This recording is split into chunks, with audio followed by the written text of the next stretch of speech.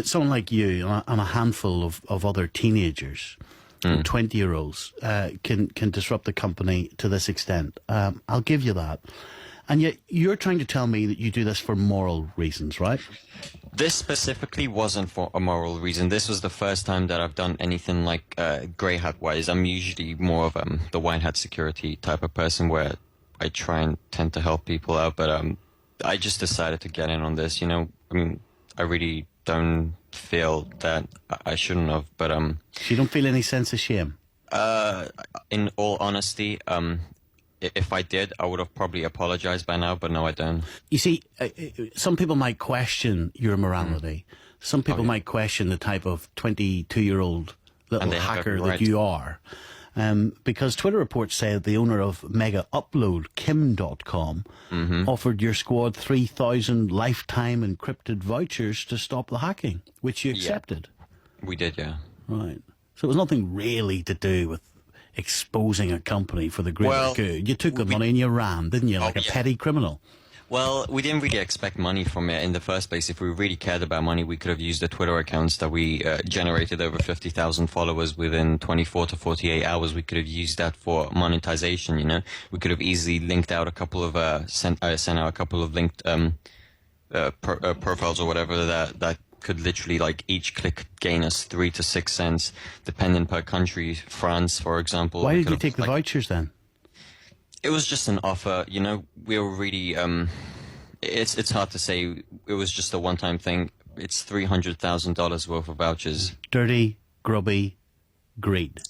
Well, that's what happens. I'm afraid that's what it is like in the security business. Many children's lives do you think you disrupted for your greed? God, well, we have been called the Grinches of 2014, so God, I wouldn't even be able to even go, like, think of a number. I think it's just millions. Millions, like quite a few of them, like your little 10-year-old brother. Yeah, but I don't think that makes you a man, doesn't it? Makes you a real man. You must feel powerful disrupting 10-year-olds. It really depends. I don't know. I don't really have an opinion on that. Feel strong, do you? No, you don't feel strong by doing this. You just you feel that you have the power to do something, and maybe the company could actually change for the better. But obviously Sony still hasn't. A lot of people out there might criticise us, the BBC, for giving you this interview, because I guess they will say that we're giving you the publicity that your group wants. Well, I don't think that they have the right to say that, because we've been offered interviews. TV interviews where we've been offered with CNN earlier on today, Washington News, Sunday Times, Daily Dot, just literally a couple of minutes ago, just before you came on air with us. They just published an article which is really huge. I'm pretty sure you know them. So we're not really getting any publicity that we don't already have, if that makes sense. So they don't have any right to be blaming you guys for anything, to be honest. What would make you stop this? It's already been stopped right now. What would make you stop doing it again? Like, what are you actually trying to achieve? What's the end game here? There is no end game. That's the thing. Like I said, or like my friend said, it's for some of us it was just for the fun of it, and for others it was just to see what we could achieve, to see if it could happen, to see if it could work. You know, so. It really depends, and it's random. I'm sorry to go back to this again, but I will, because, you know, I'm an ordinary guy, and I guess that I expect, you know, ordinary people to respond the same as I do. Presumably you wouldn't go into a child's house, lift his PlayStation and smash it on the ground on Christmas Day just so they couldn't play it. No, of course not. You're not that type of dork, are you? No, that's just horribly sick. And yet you've done the equivalent. Well, it's not really the equivalent, because their consoles weren't even their consoles were working. The only thing they couldn't do was just access their online.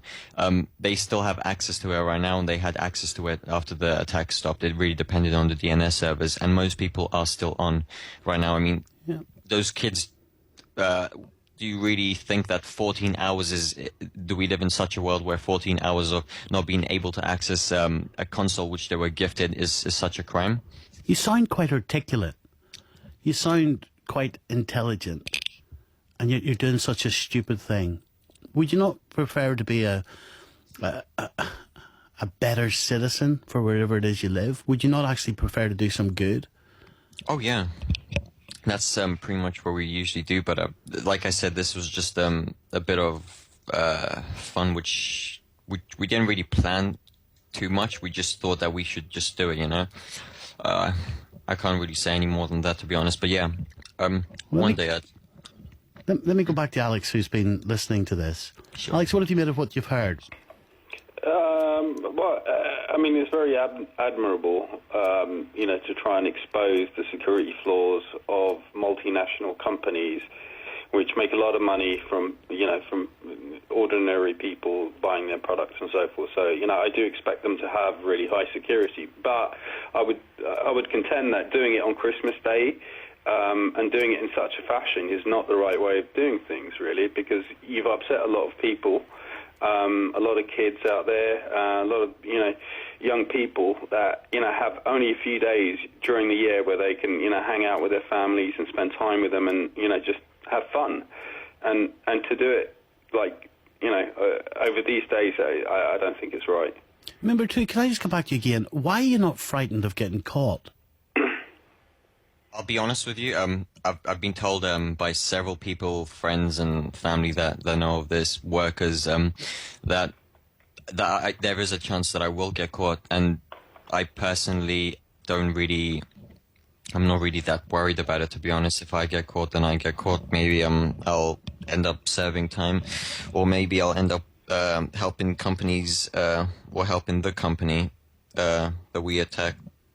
To just help them get better, I guess.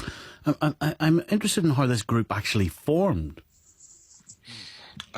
It's pretty interesting. Some of us didn't know others, and some of us were close friends from years ago. Let's just say, this sounds really bad, but the majority of the security researchers out there start on underground hacking forums. You have to lurk to understand what's going on. You have to be able to hack to be able to prevent other companies from getting hacked, It's the basics. So we started on underground hacking forums, really, where you were either invited to the forum or you had to build your own reputation and stuff like that. That's where we started, at least. And we just joined other forums and we met one another, shared skills and assets. Here's my final question. Remember, when I'll ask you this, so what do you predict the future is? Are we going to... Do you think the future is groups like yours disrupting national companies who... I believe that's going to keep happening until these companies actually take some steps to prevent these attacks.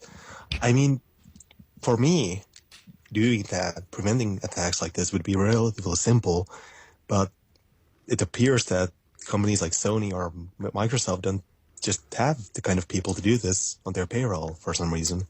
Or either that or they're just not putting enough money into it. Well, I don't believe you. So you're telling me it's relatively simple and they just haven't done it? Yeah, it is relatively simple. It would take an investment of a couple of $1 million per month, maybe, to prevent attacks like this, but that would be nothing for Sony or Microsoft.